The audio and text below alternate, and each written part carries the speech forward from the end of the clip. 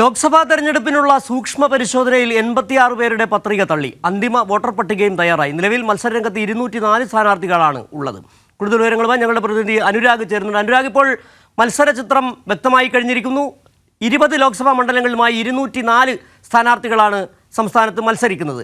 നിരവധി അപരന്മാരുടെ ശല്യമുണ്ടായിരുന്നു. അത്തരത്തിലുള്ള കുറേയധികം നാമനിർദ്ദേശ പത്രികകൾ ഒഴിവാക്കിയിട്ടുണ്ട്. നിലവിൽ 204 പേർ തന്നെയാണ് എന്നുള്ള കാര്യത്തിൽ വ്യക്തമായിരിക്കുന്നു. അതോടൊപ്പം തന്നെ രാജീവ് ചന്ദ്രശേഖർ അടക്കമുള്ളവർക്കെതിരെ പരാതി പോയ ഒരു സാഹചര്യം കൂടി ഉണ്ടല്ലോ.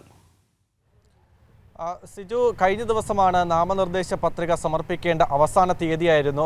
ആയത് ഇന്ന് സൂക്ഷ്മ പരിശോധന നടന്നു. ഇതിൽ 86 പത്രികയാണ് ഇപ്പോൾ തള്ളിപ്പോയിരിക്കുന്നത്. ഇപ്പോൾ സൂചിപ്പിച്ചതുപോലെ തന്നെ 204 സ്ഥാനാർത്ഥികളാണ് സംസ്ഥാനത്താകെ മത്സരിക്കുന്നത്. അതിനൊപ്പം തന്നെ തിങ്കളാഴ്ച ഈ നാമനിർദ്ദേശ പത്രിക പിൻവലിക്കുന്നതിനുള്ള ഒരു സമയപരിധി തിങ്കളാഴ്ചയാണ് അവസാനിക്കുന്നത്.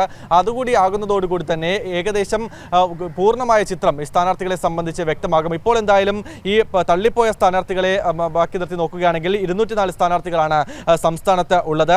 ഇനി ലോക്സഭാ മണ്ഡലം തിരിച്ച് നിലവിലുള്ള സ്ഥാനാർത്ഥികളുടെ എണ്ണം നോക്കുകയാണെങ്കിൽ തിരുവനന്തപുരത്ത് 13 സ്ഥാനാർത്ഥികളാണ് ഉള്ളത്.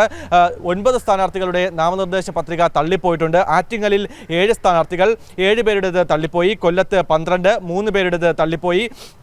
പത്തനംതിട്ടയിൽ 8 സ്ഥാനാർത്ഥികൾ, മാവേലിക്കര 10, ആലപ്പുഴ 11, കോട്ടയം 14, ഇടുക്കി 8, എറണാകുളം 10, ചാലക്കുടി 12, തൃശൂർ 10, ആലത്തൂർ 5, പാലക്കാട് 11, പൊന്നാനി 8, മലപ്പുറം 10, വയനാട് 10, കോഴിക്കോട് 13, വടകര 11, കണ്ണൂർ 12, കാസർഗോഡ് 9 എന്നിങ്ങനെ സ്ഥാനാർത്ഥികളാണ് ഇപ്പോൾ നാമനിർദ്ദേശ പത്രികകൾ തള്ളിപ്പോയ ശേഷം മത്സരിക്കുന്ന എണ്ണം എന്നുള്ളതാണ്. അതിനൊപ്പം തന്നെ സിജു സൂചിപ്പിച്ചതുപോലെ ലോക്സഭാ തെരഞ്ഞെടുപ്പുള്ള അന്തിമ വോട്ടർ പട്ടിക കൂടി തയ്യാറായിട്ടുണ്ട്. ഇതിൽ 6.49 ലക്ഷം വോട്ടർമാർ വർദ്ധിച്ചു എന്നുള്ളതാണ് കണക്ക്.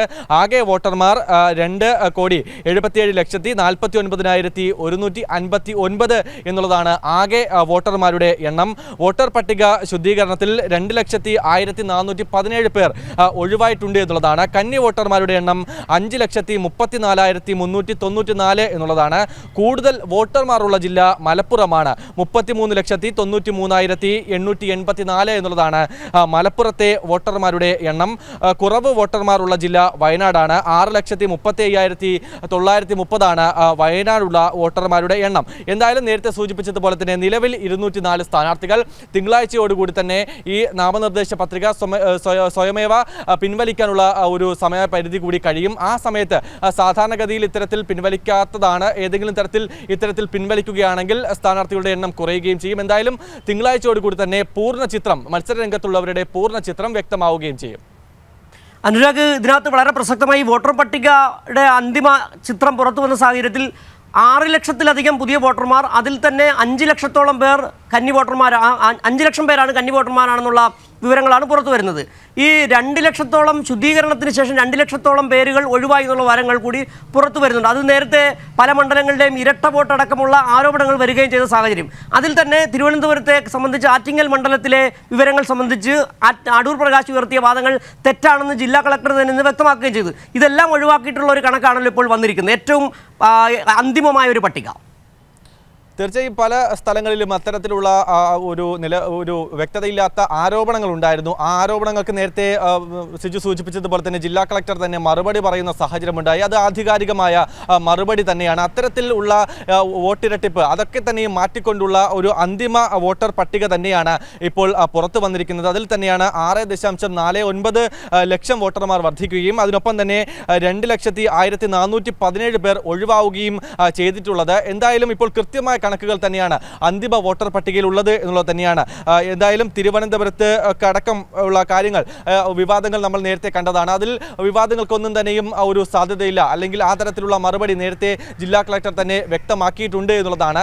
എന്തായാലും വോട്ടർ പട്ടിക അന്തിമമായി പുറത്തു വന്നിരിക്കുന്നു. സ്ഥാനാർത്ഥികളുടെ ഏകദേശ ചിത്രം വ്യക്തമായിരിക്കുന്നു. തിങ്കളാഴ്ചയോടുകൂടി തന്നെ സ്ഥാനാർത്ഥികളുടെ പൂർണ്ണ ചിത്രം വ്യക്തമാവുകയും ചെയ്യും. എന്തായാലും നിലവിൽ സ്ഥാനാർത്ഥികളെല്ലാം എല്ലാ മണ്ഡലങ്ങളിലും, എല്ലാ ലോക്സഭാ മണ്ഡലങ്ങളിലെയും സ്ഥാനാർത്ഥികൾ പരമാവധി വോട്ടർമാരെ നേരിൽ കണ്ട് ഇത്തരത്തിൽ വോട്ട് അഭ്യർത്ഥിക്കുന്ന തിരക്കിൽ തന്നെയാണ്. ആ ഘട്ടത്തിൽ തന്നെയാണ് ഈ കണക്കുകൾ കൂടി വ്യക്തമാകുന്നത്, ചിത്രങ്ങൾ കൂടി വ്യക്തമാകുന്നത്.